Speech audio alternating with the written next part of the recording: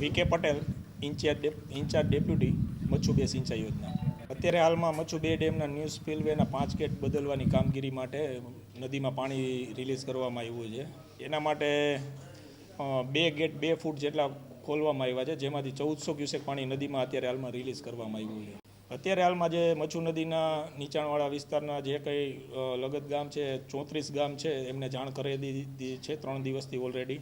અત્યારે હાલમાં revenue staff, police staff બધા સ્થળ ઉપર જ છે અને તમામ લોકોને સાવચેતીના ભાગ રૂપે એમને સ્થળાંતર કરવામાં આવ્યા છે સલામત. અત્યારે હાલમાં સ્ટાર્ટિંગ ફેઝમાં અમે 1400 ક્યુસેક પાણી રિલીઝ કર્યું છે, જે મચ્છુ 3 થકી માળિયા સુધી પહોંચશે, જે ટેલ થઈને દરિયામાં પાણી જશે.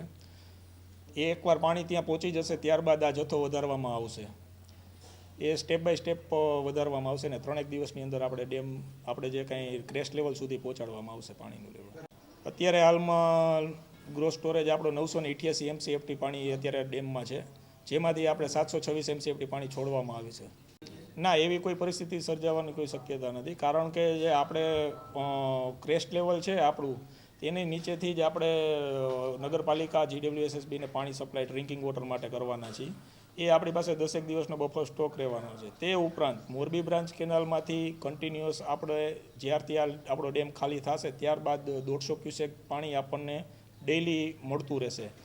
જે આપણી રેગ્યુલર જે 100 MLD જેવી ડિમાન્ડ છે નગરપાલિકા અને GWSSBની, એના કરતાં વધારે પાણી આપણને રોજે રોજ મળતું રહેશે. આપણે અત્યારે હાલમાં જે પાણી છોડવામાં આવ્યું છે 3 દિવસની અંદર આપણને ડેમ ખાલી થઈ જશે, ત્યારબાદ તરત જ આપણે મિકેનિકલ વિભાગ દ્વારા જે ગેટ બદલવાની કામગીરી કરવામાં આવશે એ તુરંત ચાલુ કરી દેવામાં આવશે.